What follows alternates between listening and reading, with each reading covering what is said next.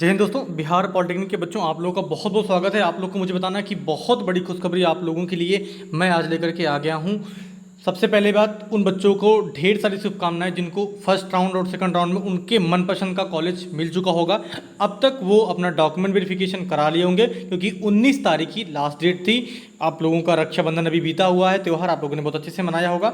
ठीक है, तो मैं आज बताने वाला हूं। पहली बात तो एक एक करके नोट कर देता हूं कि जिन बच्चों को डॉक्यूमेंट वेरिफिकेशन हो गया है, अब उनको कॉलेज कैसे कब जाना है, क्या करना है, सब चीज़ें मैं बताने वाला हूं। फिर उसके बाद दूसरी बात बताऊंगा कि जो आप लोगों को सबसे बड़ी चीज़ जाननी है कि मॉप अप राउंड कब से होगा या फिर इसकी डेट्स कब से आएंगी, हम लोग कैसे कर सकते हैं, सर इसकी चॉइस फिलिंग कब से होगी, अभी हम लोग को सीट नहीं मिली है। बहुत सारे आपके हजारों प्रश्न होंगे आपके दिमाग में और एक एक प्रश्नों का मैं जवाब देने वाला हूं। तो सबसे पहले मैं बता दूं कि जिन बच्चों को सेकंड राउंड तक कॉलेज अलॉट हो गया था, उन्होंने 16 से 19 तारीख तक के बीच में अपनी डॉक्यूमेंट वेरिफिकेशन करा लिया होगा। अब उन लोगों को मैं बता दूं, कम से कम ये जान लीजिए कि आपका अगस्त बीतने के बाद, पूरा आपका 30 अगस्त बीतने के बाद आपका सितंबर से कम आप मान लीजिए कि 1 सितंबर के बाद से ही आप लोगों को कॉलेज में जाना है, क्योंकि डॉक्यूमेंट वेरिफिकेशन होने के बाद सभी लोगों के लिए सीट अलॉटमेंट हो जाती है। फिर उनके लिए कॉलेज में सारी सुविधाएं प्रोवाइड करी जाती हैं, बहुत सारा डिटेल वहाँ पे काम होता है। ठीक है, अब मैं बता देता हूँ कि दूसरी इन्फॉर्मेशन जो बहुत ही महत्वपूर्ण है कि मॉप अप राउंड में क्या करना है। तो मैं बता दूँ कि हर बार का जो डेटा रहता है कि कम से कम 25 से 30%, कम से कम आप मान लीजिए कि ऑन एन एवरेज 30% जो सीट्स होती हैं वो खाली रह जाती हैं, क्योंकि फर्स्ट राउंड और सेकंड राउंड में बच्चे जो चाहते हैं, जो उनका मनपसंद कॉलेज है, वो नहीं ले पाते हैं। तो वो लोग कम से कम ये जान लीजिए कि 3 जगह पे जाकर के डिवाइड हो जाते हैं। जैसे अगर मैं पहला बताऊं तो वो बच्चे अगर उनको अच्छा कॉलेज नहीं मिलता तो वो जाकर के तुरंत 11 ज्वाइन कर लेते हैं, या फिर वो ITI चले जाते हैं करने के लिए, ITI की तैयारी करने लगते हैं। 2 चीज़ हो गया। और तीसरा, वो चले जाते हैं कुछ ना कुछ और किसी चीज़ में फंस जाते हैं और वहाँ पर फंस करके परेशान रहते हैं। ठीक है, क्योंकि उनको पता नहीं मुझे क्या करना है क्या नहीं करना है। तो जिन बच्चों को कॉलेज अभी तक नहीं मिला हुआ है उनको बिल्कुल सब्र के साथ रहना है। ऐसा नहीं कि आपको अपना सब्र या फिर अपना जो पेशेंस है वो गंवा देना, बिल्कुल नहीं गंवाना है। ये बहुत ही क्रिटिकल टाइम होता है, आप लोग को बिल्कुल वेट करना है। क्योंकि जो बच्चे जानते होंगे, उनको अगर एक्सपीरियंस होगा अपने सीनियर से, उन्होंने कभी पता किया होगा कि बहुत सारी कॉलेजेस में सीट्स बची रह जाती हैं। जैसा कि मैंने बताया था, आपके टोटल 46 कॉलेज हैं गवर्नमेंट कॉलेज, जिसमें से 2 आपके लिए गर्ल्स पॉलिटेक्निक कॉलेज स्पेसिफिकली उन्हीं के लिए है। बाकी 44 कॉलेज में कोएड कॉलेज है जहाँ पे लड़कियाँ और लड़कों दोनों के लिए सीट्स होती हैं। तो लगभग 14 से 15 हज़ार सीट्स होती हैं। और मैं बता दूं, अभी तक अधिकतम भरी होगी तो 9 से 10 हज़ार सीट्स ही भरी होती हैं। हमेशा का ये डेटा बता रहा हूँ, उससे ज़्यादा कभी नहीं भरी जाती है। और इस बार जब से CSE branch, computer science branch सभी कॉलेजेस में इंट्रोड्यूस हो चुका है, तब से आपके पास मौका जो होता है, जो आपके पास अपॉर्चुनिटीज़ हैं, उनकी संख्या बढ़ चुकी है क्योंकि सीट्स ज़्यादा हो गई हैं। इसलिए मैं कह रहा हूँ कि अगर वो सीट्स वैकेंट हैं, क्योंकि कंप्यूटर साइंस एक तरीके का आपका इमर्जिंग टेक्नोलॉजी है, ये आपका जो ब्रांच है बहुत ही अच्छी ब्रांच होती है, इसमें प्लेसमेंट बहुत अच्छा होता है और आगे चल के इसके स्कोप बहुत अच्छे होते हैं। चाहे आप गवर्नमेंट जॉब में तैयारी करेंगे या फिर आप RRB JEE या फिर उसके बाद आप कुछ भी करते हैं, आप ALP का एग्जाम देंगे, या फिर अगर आप जाएंगे प्राइवेट इंस्टीट्यूट में भी जाएंगे कहीं पर, चाहे आप कॉर्पोरेट लाइफ में जाएंगे, कॉर्पोरेट इंडस्ट्री में जाएंगे, तब भी आपका बहुत ही अच्छा स्कोप यहाँ पे रहेगा, बहुत ही अच्छा फ्यूचर रहेगा CSE ब्रांच के लिए। अब मैं बता देता हूँ कि बहुत सारे बच्चों की प्रायोरिटी रहती है, उनकी वरीयता रहती है कि मुझे या तो सिविल चाहिए या तो मुझे मैकेनिकल चाहिए। तो बहुत सारे बच्चे खाली, मैंने देखा है बहुत सारे बच्चों से मेरी बात हो रखी है और उनका मैंने अपना जो चॉइस फिलिंग का जो ऑर्डर है वो मैंने देख रखा है। उन्होंने सिर्फ और मैकेनिकल और सिविल भर रखा है लगभग सारे कॉलेजेस में। ठीक है, उन्होंने लगभग 100 चॉइस फिलिंग कर रखी है और सभी में सिविल और मैकेनिकल भर रखा है, कुछ नहीं भरा इसके अलावा।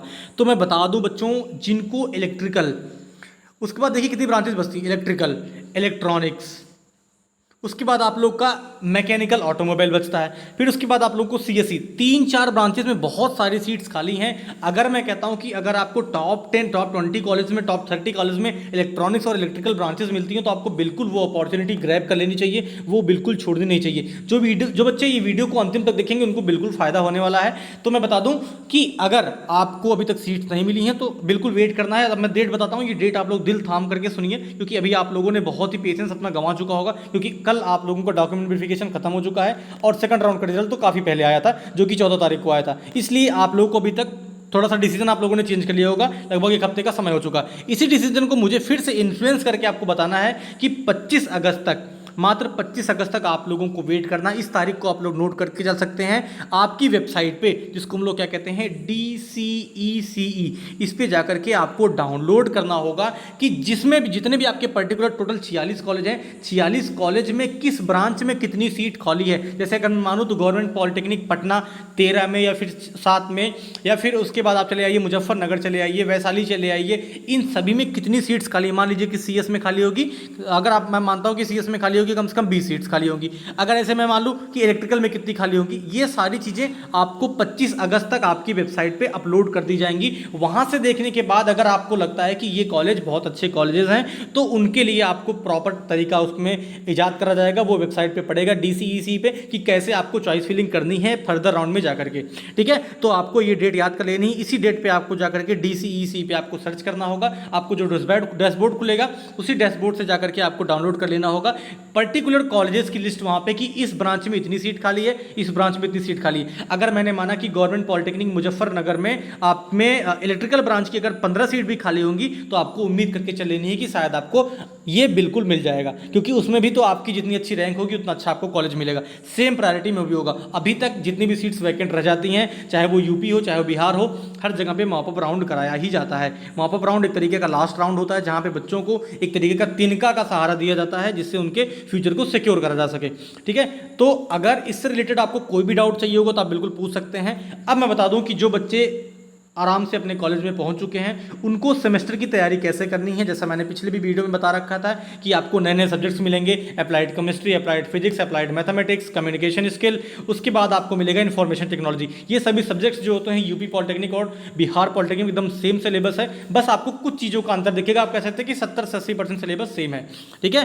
अगर आप किसी चीज़ को जड़ से जानेंगे, अच्छे से जानने की कोशिश करेंगे तो आपको अच्छे से जानने में मजा भी आएगा। तभी आप लोग को लगेगा कि सच्चाई क्या, क्योंकि कभी कभी कोई यूट्यूबर जो भी आपको वीडियो कुछ समझाते हैं तो वो अपना व्यूज़ बढ़ाने के चक्कर में कुछ भी बताते रहते हैं। उनके पास 100% सही जानकारी होती नहीं, वो कहीं से भी अच्छा इन्फॉर्मेशन लेकर के उठा करके कॉपी पेस्ट कर देते हैं। मैं आपको जो भी चीज़ें बता रहा हूँ बहुत ही एकदम फैक्चुअल बातें हैं, आप जाकर के कहीं पे भी पता कर सकते हैं। ये लगभग 15 सालों से यही सारी चीज़ें चली आ रही है, ठीक है।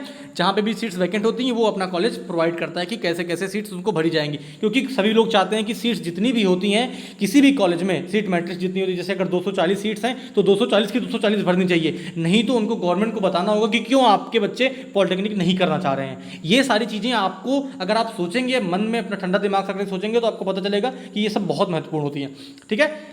अब मैं बता दूं कि जो बच्चे सेमेस्टर एग्जाम्स की तैयारी करना चाहते हैं उनके लिए आपके लर्निंग डे लेकर के आ गया है पूरा अच्छे से एक तरीके का रेगुलर रूटीन का कोर्स।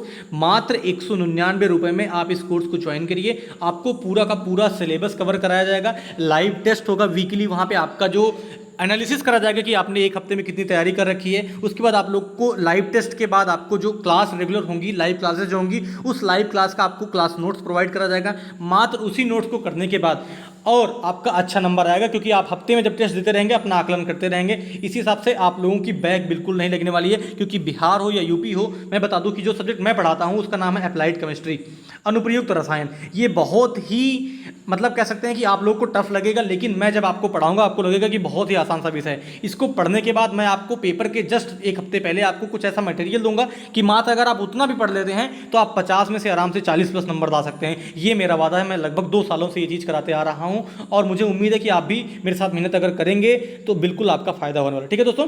अगर आपको वीडियो अच्छा लगा तो वीडियो को तभी लाइक करेंगे अगर आपको कुछ भी वैल्यू आपके जीवन में ऐड कर पाया हूँ मैं, ठीक है। अगर मुझे लगता है कि मैं थोड़ा सा भी आपके जीवन को सुधार पाया हूँ तो मुझे बहुत खुशी मिलती है, और लगभग आपके माँ बाप भी यही चाहते होंगे कि अगर आपका जीवन सुधर जाए तो आप बहुत अच्छा महसूस करेंगे, ठीक है।